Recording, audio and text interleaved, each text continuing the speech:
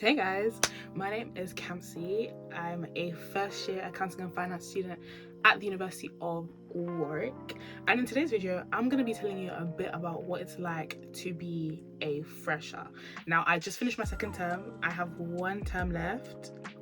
I cannot even begin to fathom what that means, but in my small experience, I thought I would put together 3 pros and 3 cons of being a fresher and share it with you guys. So let's just get straight into it.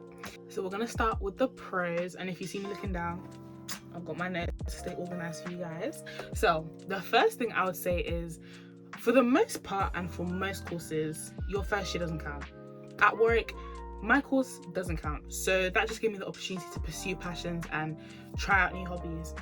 Freshers Week, I kind of wish I tried out a few more things, but I think I went into uni knowing exactly the societies I wanted to join. And one of the things I'm really passionate about, really enjoy doing, is dancing. I'm always dancing. My friend started her own Afro dance class, so that meant that I could go to those every Wednesday, pursue passions. I didn't have to hyper focus on academics so early on because my first year doesn't count.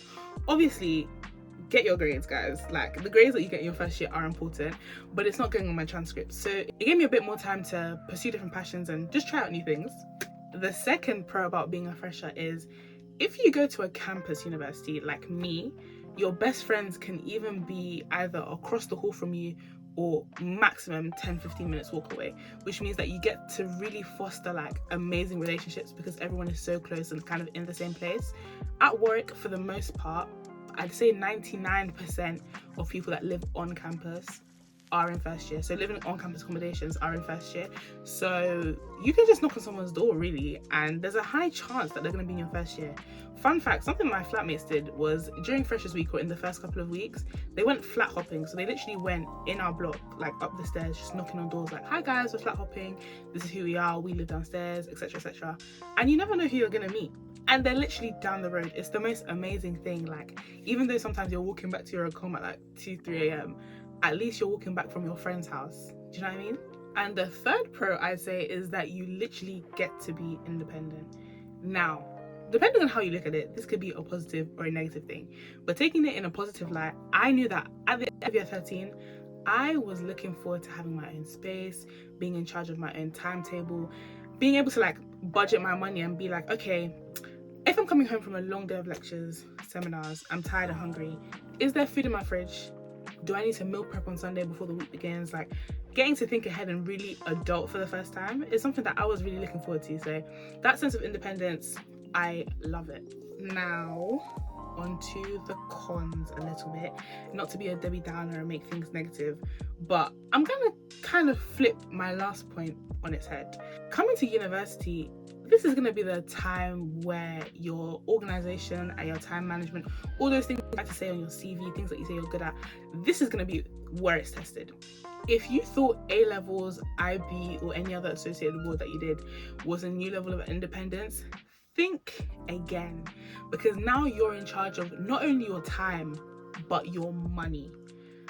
Budgeting where your money is going to go, putting money aside for groceries, money aside to go out and have fun, money aside for spontaneous things, because if there's one thing uni is going to be, it's spontaneous. You can't plan every day, you can't micromanage, and honestly, I think that's the beauty of first year. Like, things pop up, they'll be like, okay guys, let's do this. You know, you want to have a little bit of money on the side just for random excursions, right? Being in charge of your own time, because no one's going to chase you. Lecturers don't chase you. If you don't go to your lecture, no one is chasing you. Unless your attendance gets really bad, but we're not going to let our attendance get really bad, okay? Even things that you never even thought to buy that were always in the house, soap, toothpaste, tissue, these are things I never really thought about. Like, food, I hear it because food runs out and things like that, but common ordinary toothpaste, like, guys, I have to actually be aware of when my toothpaste is running low, because if I don't buy it on time, my mouth is going to smell, and God forbid, guys, we don't brush your teeth and your tongue. Side note. But yeah, it's a bit weird because now there's new things, new challenges that you need to account for, and you can't just run home, take a nap, and pretend everything doesn't exist anymore, because you're actually your own person at university. Now, this does not mean that when you're struggling, you don't reach out for help. Like, your friends, your peers, there are welfare support. There's so much support available at university that it's important that you take advantage of, because you're actually not going through this alone. You're not the first person to go through university, and you won't be the last. So there are no new challenges that you will face that is unlike anything that has happened before. So support is available. This does not mean do all things in your own strength by yourself with no support. That's not what I'm saying at all. However, you do have to be a bit more resilient. Do you know what I mean?